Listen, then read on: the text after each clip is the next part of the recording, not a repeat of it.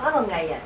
當佢有一日唔係再係藝人，或者係點樣喺私底下唔係藝人嗰個時候，點樣建立自己嗰個價值觀？我諗如果喺實際生活上，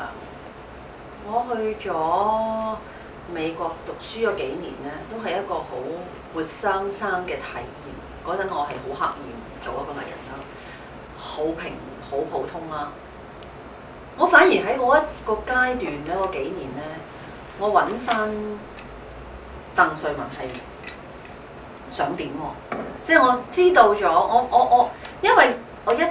讀完中學就即刻出嚟做咗明星啦，一夜之間好多人識，咁跟住就不停咁做，係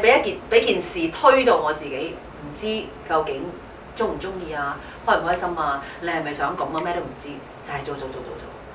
咁反而喺嗰幾年咧，嗰3年裏邊咧，嗰3年幾裏邊咧，我開始翻去學習去讀書。咁我又揾到一啲嘢，揾到原來我都讀到書㗎喎。原來當我想去追求知識嘅時候，我唔懶嘅時候，我係一個有用嘅學生嚟嘅。我係一個仍然好有求知慾嘅人嚟嘅。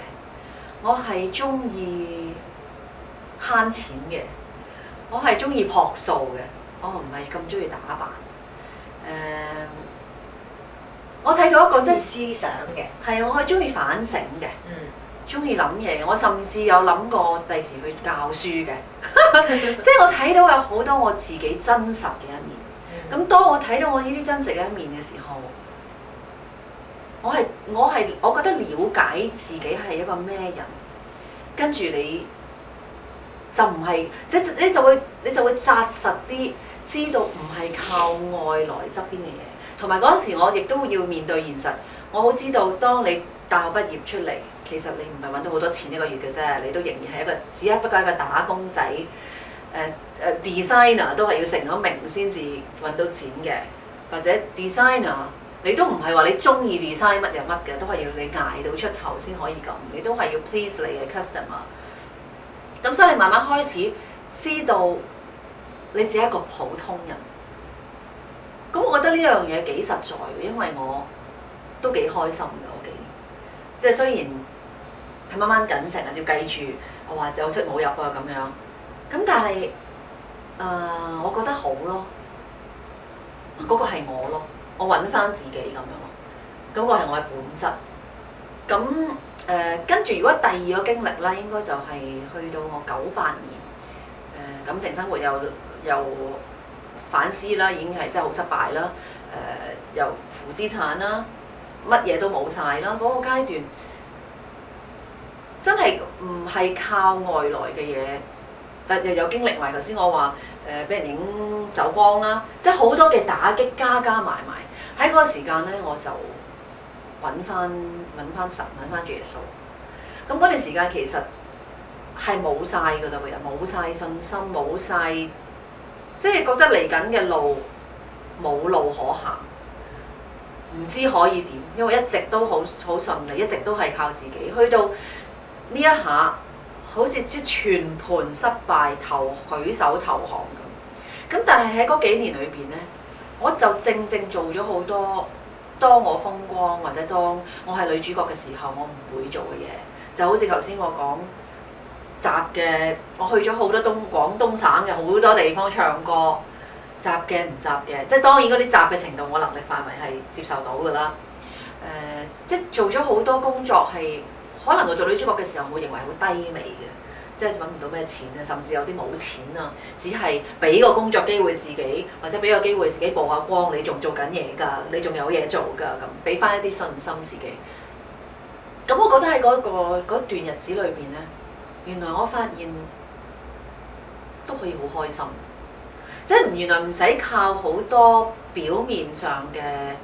support， 即係唔需要住大屋，唔需要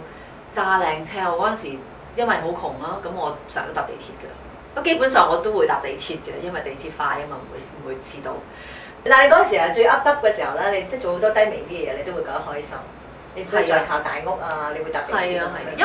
因為喺嗰啲其實喺嗰啲工作裏面咧，我其實更加發掘到我有其他嘅能力。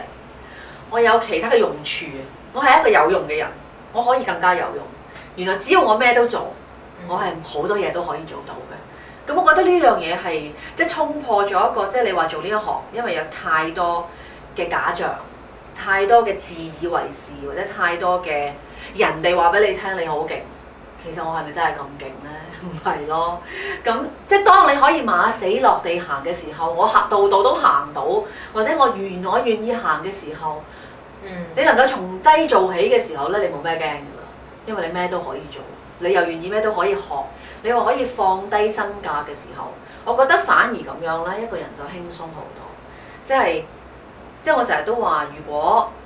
又唔怕老又唔怕窮，呢啲嘢已經唔怕啦，咁我就冇嘢驚㗎啦，我就可以好開心㗎啦。即係怕冇老公咁啊！係啦，我冇嘢驚㗎啦，嗰啲有嘅全部都係 bonus 喎，更加開心喎，幾好啊！咁我諗呢一個就係我揾翻我一個好核心嘅價值咯，即係覺得自己即鄧萃雯係一個咩人咧？原來係唔係要靠有一個明星嘅身份？其實有陣時我覺得有一個明星嘅身份仲係反而係障礙，或者你有好多物質有好多名利嘅時候，仲反而係一個你睇唔到啲人嘅真面目嘅障礙。其實我中意做一個樸樸實實嘅人。